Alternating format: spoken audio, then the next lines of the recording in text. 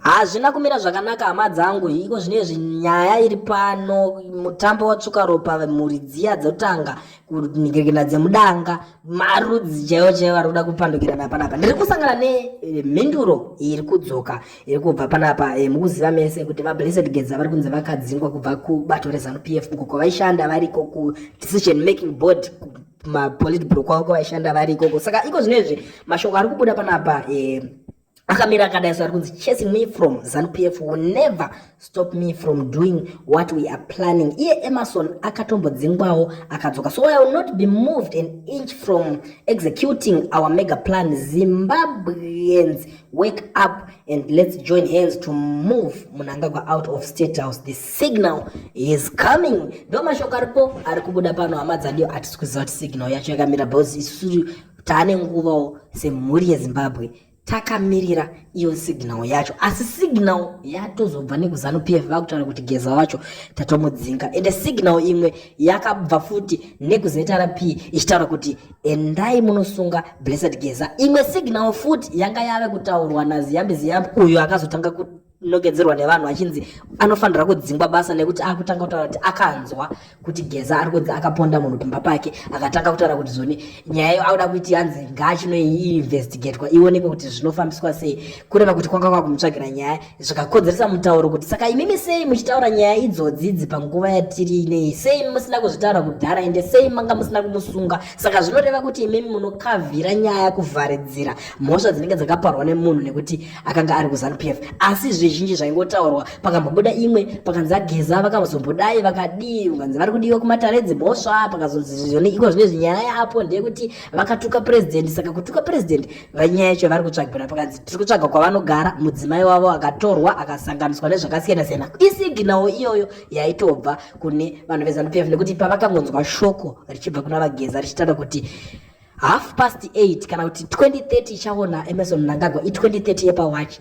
BP yavo yakabva yatokwira vanhu vese vebato reZANU-PF vakati murume uyu aneka kudherera anotochairira. Saka vakabva vatanga signal yekumutsvaga kuti ani nani anenge amuona ngaatudze paari, ende pakatofamba shoko zvekare zvichinzi even kumabhodha kwakatoiswa pakatosevhwa musystem kuti once kamera ikangomuona inobva yatosenza face yake ka1 vobva vatomhanya kutomubata. Even kuma-airport ndo mashoko aingotaurwawo atizonyatsoziva kuti how far true was that, but isusu tinenge tatonzwa nyaya sezvadziri tobva tangoti regedza timhanye tionesane nevanhu. Saka ndo signal yatanga takaona, asi ivo vaBlessed Runesu Geza vacho signal yekuti zvavaitaura vachiti zvoni imimi mapurisa iwewe matamba what that guy avaipo mapurisa munyowani vanhu mapurisa ako iwawo ukavatuma kuti vakanganise kuvanhu varove vanhu vakanganise vanhu kuratidzira kana kudemonstrata, gara waziva kuti mapurisa ako iwawo vanogara kulocation. Saka zvavanogara kulocation tichaenda kulocation ikoko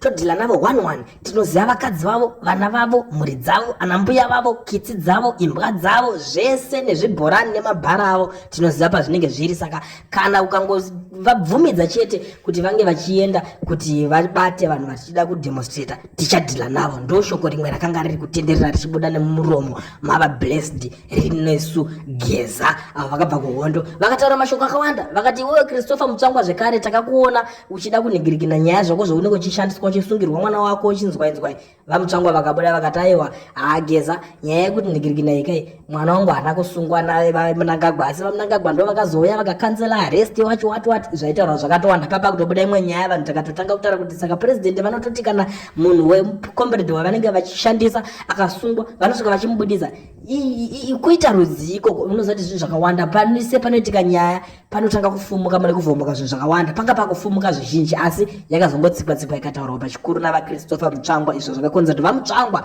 vashaye simba rekutaura zvinhu zvakashata pamusoro pavaBlessed Runesu Geza, nekuti vaGeza vakanga vari senior vavaMutsvangwa kuhondo kuende vaGeza vari kutonzi vakarwa hondo. Mutsvangwa akazotanga kutaura kuti Geza ari kutoshandiswa nevanhu vakabva nekuTanzania. Tikazoongorora nyaya iyo tikaona kuti kuTanzania munhu akanga ari kuTanzania pamazuva ehondo akabva nekuTanzania ndiva Vice President Constantino Chiwenga, ndiye munhu akabva nekuTanzania. Vamwe vese makombereda vakanga vari kuMozambique kunana Chimoyo ikokoko ndokakuna na Christopher Mchangwa. Ana Christopher Mchangwa vari students ende ana Christopher Mchangwa muhondo macho vanenge vachitiitira noise vachitinyaudza neEnglish isi English yakombereda akabata pfutika ya Mchangwa makombereda ekuti pamwe vanogona vaibata vaibika sadza ende kuti akatombobvunza kuti Mchangwa ane munhuwo kana wani wakambourayawo muhondo here bullet wanda rakamboisawo mindiro yedu takaishaya nekuti vakomana vacho vanenge vanga vatori kuchikoro zvavo asi vakangodzidzawo munguva yehondo maybe vanga vari masecretary vachizongonyora nyorawo pasi munongoziva zvinhu zvinotaurika ipapa nyaya ipere. Saka ndo pakazobuda nyaya yekuti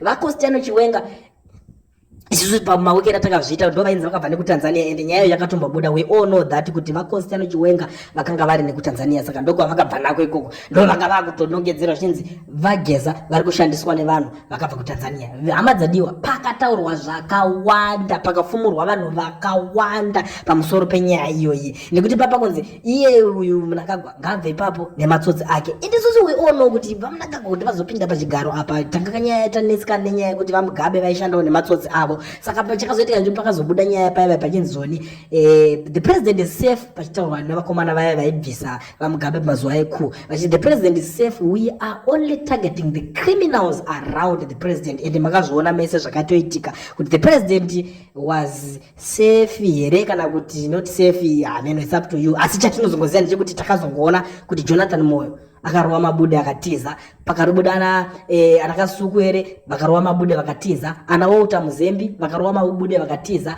Ignatius Chombo nanhasi imba yado yakuzonzi yakatozenge yakutotengwa zvayo na is it not Whitney Uchivayo iko zvino zvakurarama luxury life yakachispenda life ndo vakomana vamwe vacho vakasiya upfumi hwaikosha hwairema muZimbabwe. vaMugabe vacho zvavo vakabva vatongozongoenda vakanosvika pakunofira kuSingapore. Hatizivo kuti chingava chii chaikonzeresa chaitika neizvozvo kuti munhu azoenda unofira kuSingapore iwe ungochitonga nyika nguva yese kureva kuti zvipatara hapana kana chimwe chete chevaitrasta kungoti tigaidza titonge asi upfumi tunosiya kunze kwenyika. Ende kune vamwe vanhu vazhinji vaishandiswa nemapolitician vachiuraya vanhu iko zvinezvi vana vaMugabe vari kufamba nemota dzinodhura. Hatichataura hedu mazita kuti marwezi kana kuti machii but umwe munhu akatourayira munhu nyaya yekuti Mugabe aramba arimo muofisi munhu iyeye achiri kutotambirana nazo kutoti iye kana nemhuri yake Honda Fit chaiyo haisi kutendeka. Saka ndo zvinhu zvese izvozvo zvakatirangaridza zvakabuda panguva iyo yavaBlessed Geza. Izvi zvisinei hazvo zvekuti vamwe vanhu vanga vakutanga kutaura kuti vaBlessed Geza zvamakuda kutiitira this time hatisi kuzokwanisa kunge tichidairirana nemi vaBlessed Geza nekuti munogona kuzongotishandisa futi zvamakaita pa2017 muchidedzera kuti zoni Mugabe must go. Saka paMugabe must go iko zvinezvi muruda kuti muise ZANU-PF muchibvisa imwe ZANU-PF mongoramba muchingorwisa kana kuti muchijoinisa vanhu nguva yeZANU-PF nekuti paya vanhu vakaitiswa kapa na2017. We all know that hama dzadiwa kuti payawo dai varume vaya vakangoti vaita kuu yavo zvisina kusanitizwa kana kuti zvisina kuzodiridzirwa nedemonstration nemaZimbabwean yaigonongopedzera ingori kuu yemurume ende vakomana vaigonozosungwa netreason nekunzi muruda kubvisa president ari pamutemo sei mazvifambisa sei. Asi vakabva vangoshandisa plan B yekubvumidza vanhu vari musociety vanhu vaZimbabweans vari kuita demonstration. Ndo same strategy yadzoka manje iko zvinezvi navaBlessed Geza zvekare yekuti zoni tiri kuda kuti imimi vanhu signal iri kuuya kuti vanhu chipindai mustreet muratidzire pasina anokumisai. Ndo nyaya yacho iri kuzotaurwa panapa pari kunzi Zimbabweans wake up and let's join hands to move Mnangagwa out of the State House. The signal is coming. Signal manje ndeyekuti chipindai mustreet musi wakati aiwa musungwe hapana anokusungai nekuti ndo vaya vaitochikidzira vakuru vemapurisa ukangotuma mapurisa ako tiri kuziva paanogara. Saka ndo nyaya yacho payave hama dzangu zvekuti isusu pano muchanakidzwa. Gara wadedza hama yako mbuya vako sekuru tete muzukuru weshamwari yasisi vasekuru vehantsvadzi yatsano vako kuti vagare vasubscribe pachannel ineyi nekuti nyaya hadziperi. Tichakuudzai zvese zvamunoda kunzwa. Ndo nyaya ndiri panapa muri yeZimbabwe ndava ndakakubatirira zvakare pachannel penyu munoziva. Kana muchinge mune zvakawanda zvokutaura comment section ndavhura tiudzei zvese zvamuri kufunga kutaura in the comment section.